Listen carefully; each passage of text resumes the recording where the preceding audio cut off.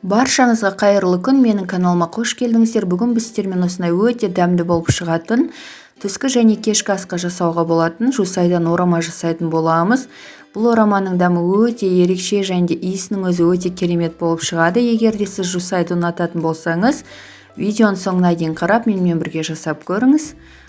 Егер де каналға жазылмасаңыз, каналыма жазылып өтіңіз және де қоңырауша белгісін басып өтіңіз. Менің алдағы жаңа видеоларымды көретін боласыздар. Ең алдымен қамыр дайындайтын боламыз. Ол үшін таза шұңғыр ыдысымызға тұз бен суды сала отырып, тұзымыз ерігенше жақсылап араластырып аламыз. Және де бір тал жұмыртқамызды салып, алдын ала еленген ұнымызды осы судың үстіне кішкенеден сала отырып, керегенше су құятын боласыздар. Тағы да кішкене қатылау қамыр илеп алатын боламыз.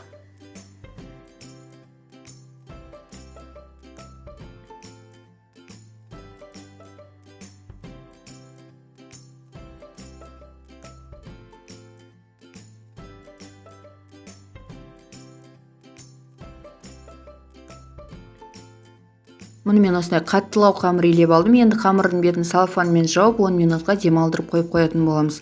Мұнымен 10 минуттың ішіне қамырды алып тағы да кішкене илеп, осындай екі бөлікке бөліп алдым. Енді осылай дөңгелете отырып, қамырымызды өзімізге керек бөлшектерге бөліп алатын боламыз.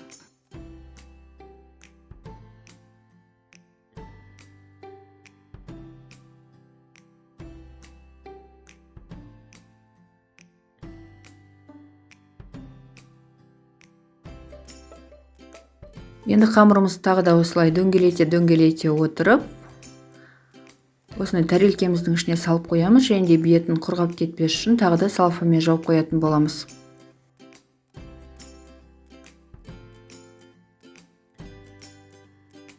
Енді мұнда салмасын дайындайтын боламыз. Ол үшін мен жусай алдым. Жусайды алдын ала 5-6 рет жақсылап жуып алыңыздар.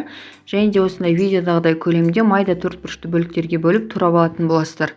Және де өздеріңіздің қалауларыңызша пияз және де картоп салсаңыздар болады. Мен пияз бен картопты да майда төртбұрышты бөліктерге бөліп салдым. Енді дәміне қарай тұзды және де қара бұрышымызды салып, үстінен керегінше кішкене сұйық майды құйып, барлық құрам бір-біріне біріккенше жақсылап араластырып алатын боламыз.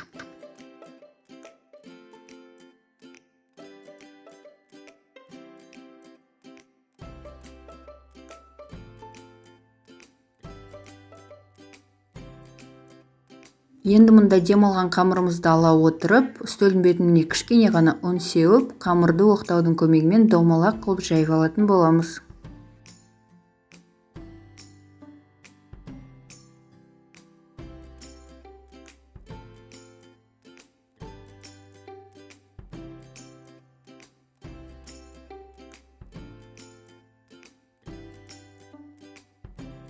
Енді жайылған қамырдың бетіне өзімізге керек мөлшерде сұйық майды барлық жеріне жеткізіп жағып алатын боламыз. Көп те жақпаңыздар, тек қана керек мөлшерде ғана пайдаланыңыздар. Енді осы қамырдың бетіне 2-3 қасық салмамызды салып, осылай қасықтың көмегімен қамырдың барлық жеріне жеткізіп жайып алатын боламыз. Енді мен осындай кішкентай оқтауды пайдаландым. Қамырымызды оқтауға орай отырып, осылай оқтауымызды шетінен ғана шығарып аламыз. Және де екі шетін осылай жақсылап жауып, осындай формаға келтіріп алатын боламыз. Енді мұнда сіздерге түсінікті болу үшін тағы да бір рет жайып көрсететін боламын.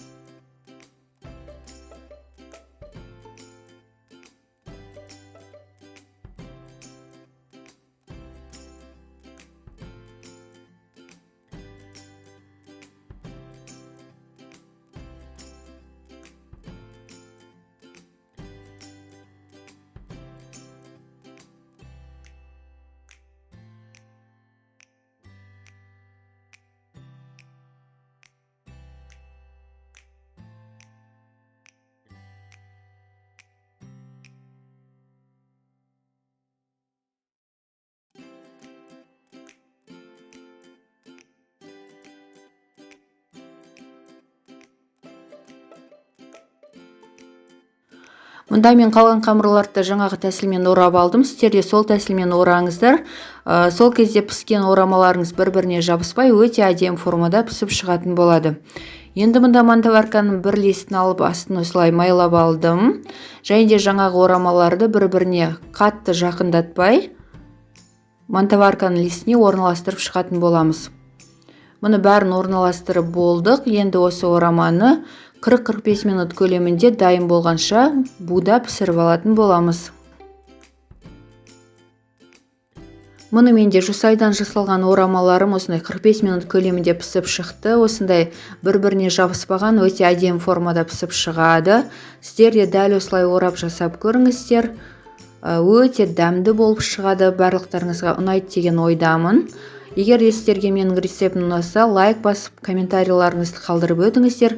Сіздердің әрбірлеріңіздің комментарийларыңыз мен үшін маңызды, барлығын оқып шығатын боламыз.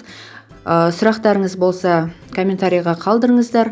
Егер де менің каналыма жазылмаған болсаңыздар, каналыма жазылып, қоңырауша белгісін басып қойыңыздар. Менің келесі видеоларымды ең алғашқы болып көретін боласыздар. Мұны назарларыңызға үлкен рахмет. Сіздермен болған Асима.